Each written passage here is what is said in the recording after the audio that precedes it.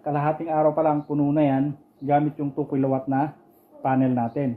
Kaya magdadagdag tayo nito pagka nagkaroon ng budget, magdadagdag tayo ng capacity ng battery. Siguro pwede na yung additional 100 AH pa. So magkakaroon tayo ng total na 300 AH.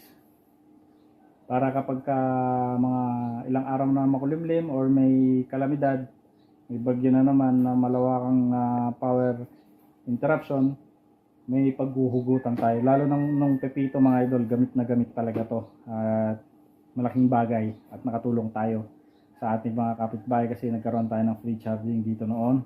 Kasi halos 1 week din mahigit na walang kuryente dito sa amin noon mga idol. Nung bagyong pepito, talagang nasalanta kami dito sa Nueva Vizcaya.